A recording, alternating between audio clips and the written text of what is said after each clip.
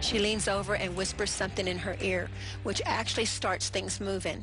But in just a moment, you'll see some other things that'll really get your attention. I just don't think it's right at all to call Barack Obama a traitor, at least not as far as I can tell, because I've not come across any evidence yet that he has done one thing to harm Kenya. Our opponent is someone who sees America as imperfect enough to pal around with terrorists who targeted their own country.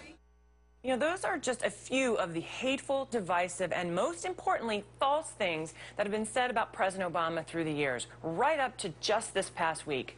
No matter how many times they're debunked, the lies never die.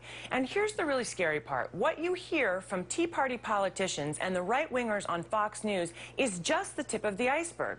There's a well-coordinated, well-organized network of commentators, blogs, radio shows, and viral chain emails that spread and reinforce the anti-Obama hate machine. My former boss, Hillary Clinton, once pointed out there is a vast right-wing conspiracy. But today, it's not just a political machine. It's an industry. You can literally follow the lies through the conservative networks, and by the time the latest lie or conspiracy theory is touted as fact on Fox, it's merely reinforcing a mythology that's already been absorbed by its viewers and true believers for years. Joining me now to discuss this, Brian Grimm, Washington Bureau Chief for the Huffington Post, and Democratic strategist Joe McClean. Thanks to you both for joining me.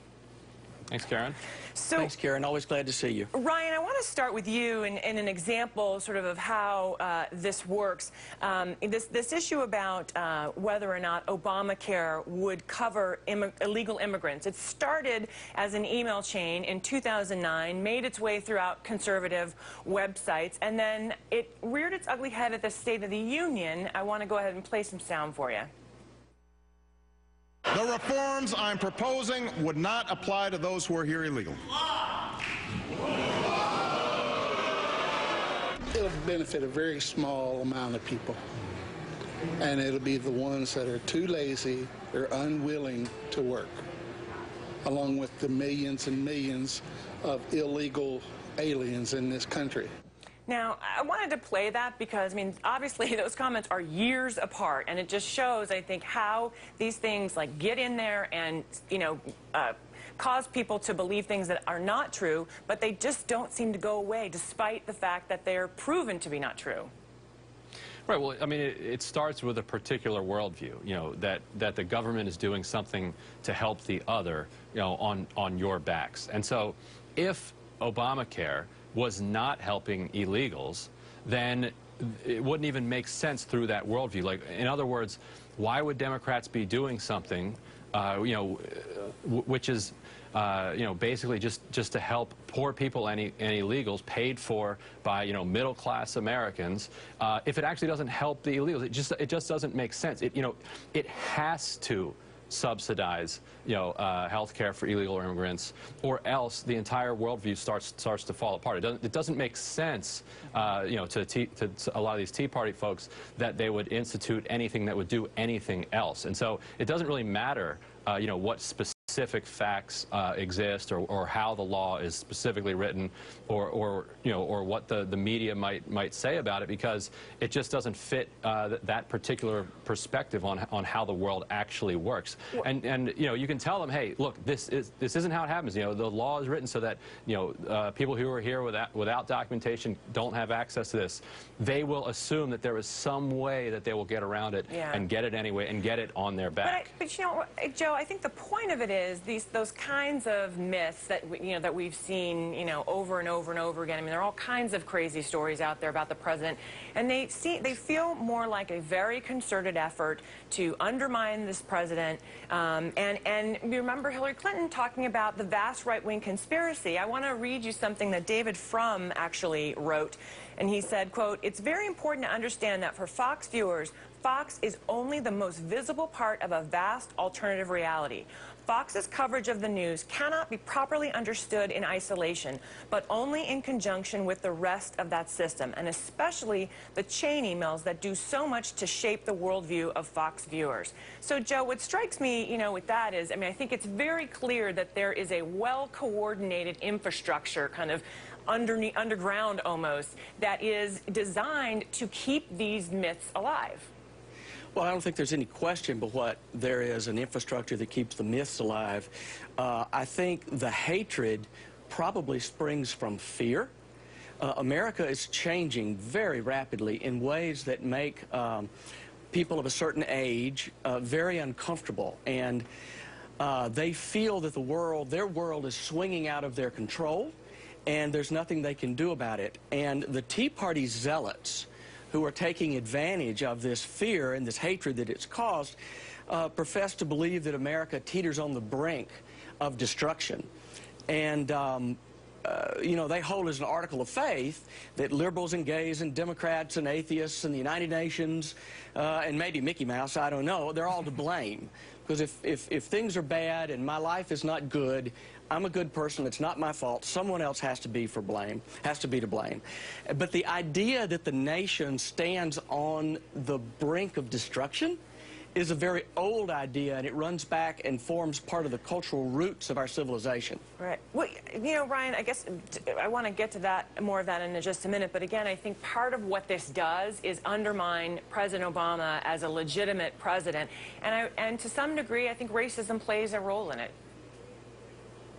Well, sure. I mean, you know, there are millions of people who have racist ideas in this country. That's no secret, and you know, a lot of them have never accepted the president as legitimate from the very beginning, and they won't ever accept him as legitimate. So, I mean, certainly that's a significant part of what's going on here. I don't think there's any question about that. All you have to do is look at a lot of the signage and a lot of the language at a lot of these more extreme Tea Party rallies, and you'll see the answer to that right there. Right. I want to actually play a little bit of sound for you, and then Joe, we'll talk about it on the other side. He's a Muslim.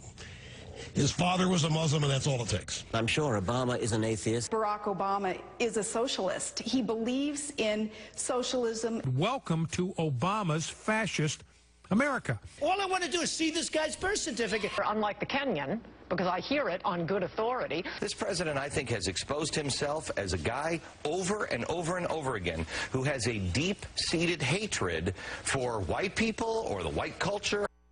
I mean, Joe, you know, that othering of the president, you combine that with, as you're talking about, the sort of apocalyptic rhetoric, right, that everything he does is pushing America to the brink of destruction, and it's easy to see how they continue to fuel that hate, but also they really frame, on the Tea Party side, things in this very sort of religious context.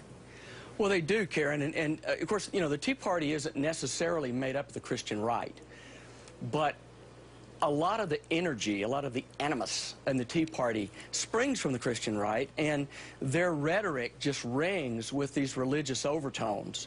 And, you know, I call these folks, particularly people like Ted Cruz and Michele Bachmann and Sarah Palin, I call them the new American apocalyptic prophets, because they're prophesying the destruction of America unless the Son of Man comes in his glory to save them. And they are casting Barack Obama in the role of the antichrist, which is very interesting. And lots of people in America were raised in Christian homes, and they read the book of Revelation in Sunday school. So these terms resonate with them very deeply. Yeah, and you know, Ryan, last question to you, and again, it strikes me that all of this combined is a part of why, you know, we see these polls where it says, you know, 40% of Americans don't believe the president was born in this country, or, and I do think that has an impact. I mean, we saw it, I think, in the last several weeks, and we saw it in that clip with Jonathan Capehart talking to that man in North Carolina, that these things get in, take root, and really impact how people view anything that this president does. Right, and there certainly is a non-trivial portion of the opposition that has this kind of apocalyptic view of America at this moment, and does see it as kind of in this end times moment. But another element of that coalition, you could call it a more secular apocalyptic crew, which sees basically the demographic changes coming, kind of the browning of the country, right. and they see that they're losing their hold on this on the majority white country. And so it's kind of a last throes as they see the kind of country slipping away from them. And you could, I think, sort of analogize it to a man or woman who's losing a partner that they love desperately, and they think to themselves, well, you know, if I can't have her, then nobody can. And I think that's where you see some of the willingness to follow through on these hostage situations. Like, you think they wouldn't actually do something that they know would harm the country, would they? And yet, well, they would if they think that hurting the country could actually take it to a place that in a kind of paradoxically Marxian way would sort of hasten the revolution by kind of sharpening the contradictions and making it worse so that it could then get better. All right, we have to leave it there. Thank you so much, Ryan Grimm and Joe